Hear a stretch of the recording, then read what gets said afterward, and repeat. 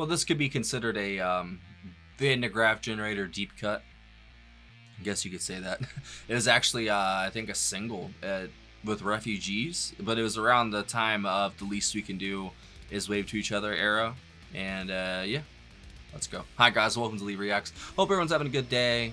I know I am, and this is probably a song you have not heard. If you're watching this video, maybe you have, I don't know. This is courtesy of our patron, Jason S. Thank you as always, my friend. I appreciate you, I really, really do. And this is it's a bonus track for, like I said, The Least We Can Do. And it came out, bonus tracks on reissue, originally the B and A sides of an April 1970 single. The track is called Boat of Millions of Years, and apparently it's Egyptian mythology topical. You know, that's the topic of it, basically. I don't know exactly. That's what Jason said. I love Egyptian mythology. I'm not as well versed in it as like Greek or Roman mythology. It's basically the same thing, but there are differences though. But you know, I've just always been fascinated by mythology. I read Edith Hamilton's mythology when I was in 3rd grade, 4th grade. Like, no lie, I really did, you know. And it's been a passion of mine. It really is. Fingerprints of the Gods, all that. You know, you can call it whatever you want. But as a kid, that stuff was fascinating, and it definitely helped my mind grow in the direction of just, you know, question everything. You know, never just accept anything on face value. So, well, I'm just babbling. If you want to watch other Van de Graaf generator stuff, there's a whole playlist right there. And thank you again, Jason. Let's go. Don't forget to like and subscribe. Cool Patreon, $15 tier up. Link in the description. Get a free request just like this. There you go. All right. Boat of a Million Years. Van de Graaf generator. 3, 2, 1, go.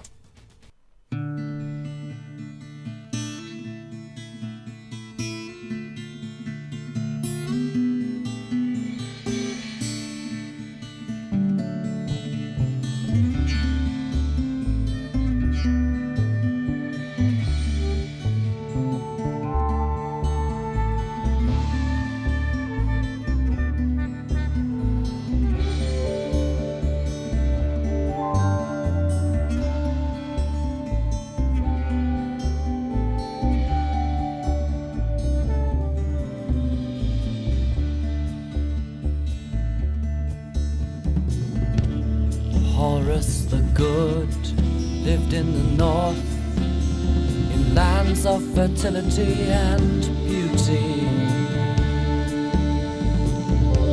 But Set stayed in the hard desert, to him belonged all drought and perversity. And he sheds his tears beneath the boat of millions of years. And he fights to kill the hawk, bearing with him evil and darkness. But Horus lives with the sun. Apollo and Horus. Same thing. Whenever the battle rages, evil tries to kill the innocent baby. And only Osiris, the Lord of the Dead, That's Jesus. can eventually save it. So we must cast aside the future fears David Jackson is wild, bro. and call out on the boat of millions of years. The God of love is on our side, and with him we shall not die. Sinister, I love it. There's life in the sun. There's life in the sun. Wow.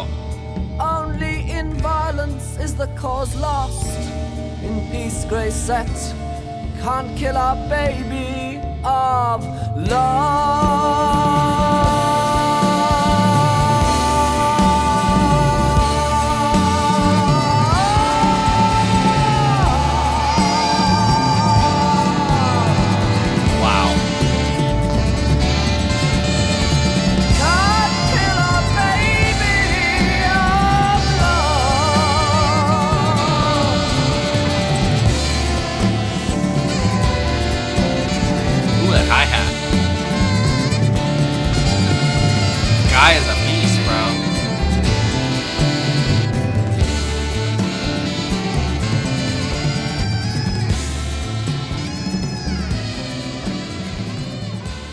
That was Nick Potter on bass, bro.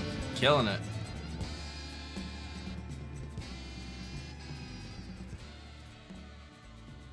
And Hugh. I mean, like, everybody did great on that. That was really good.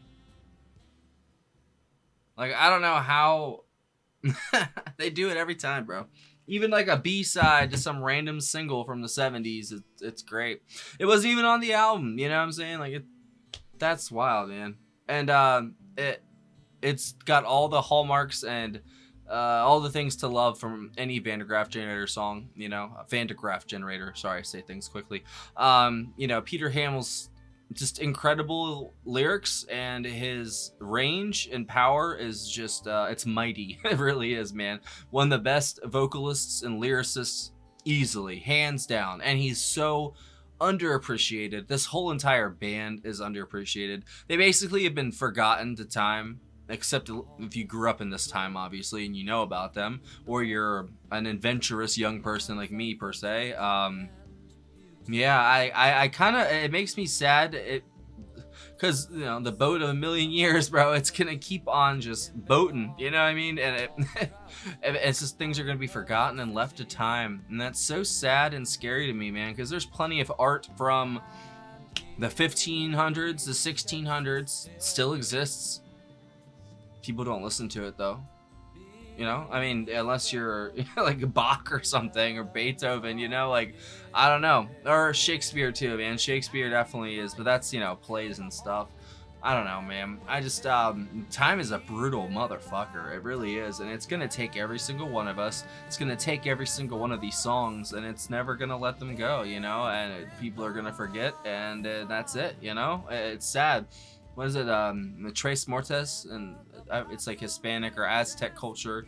The 3 deaths, you know. There's 3 deaths that you die, basically.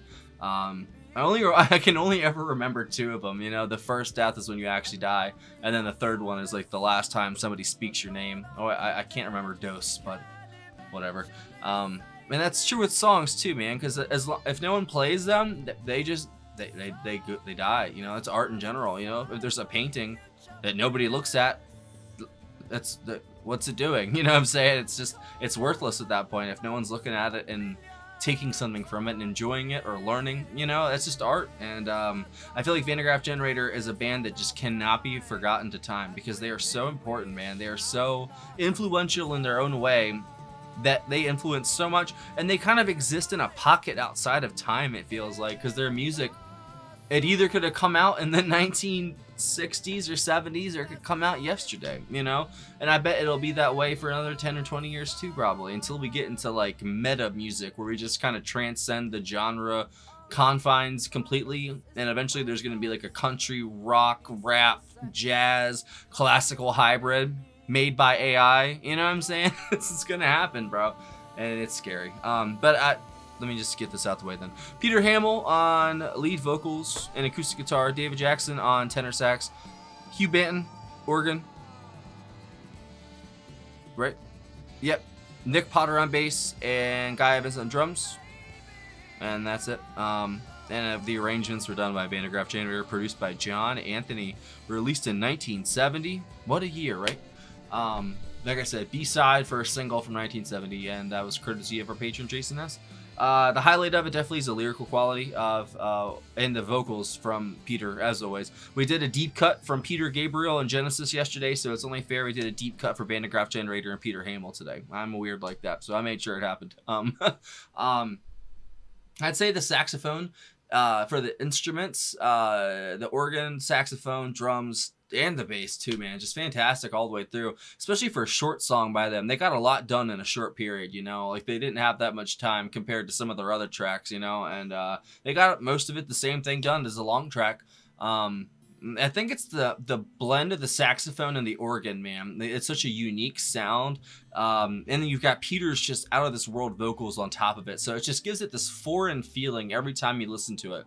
And like I said, it exists outside of our time. It's like a pocket, you know, universe almost sort of thing. Same thing with like Eno's music. Like Eno's music feels like it's from another world, literally. You know, it feels like it's from an alternate reality of some sort. And that's kind of what Van de Graaff Generator feels like too. You know, they're just so avant avant-garde, so themselves, like unabashedly, that it's it kind of hinders them at the same time, because people are just not adventurous anymore. People don't want to be challenged. People just want to be coddled, and you know, they're live in their echo chambers basically, and just have their beliefs barked back at them, and, you know, basically confirmed that they're right. And I think that's kind of fucked up. I think that's going to be the doom of our society, to be honest, because you have to be challenged. You have to be, I don't know, man, you have to be ready to change. Because I know I was a junkie living on the fucking streets, you know what I'm saying? Like, and now, honestly, look at me. I mean, I hate patting myself on the back, but I got 4 years clean in a couple days.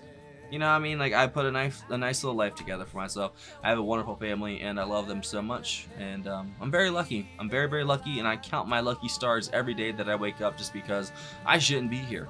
Definitely. I should have died years ago, bro. I mean, seriously. I should be with Osiris right now, but I'm not. I'm not.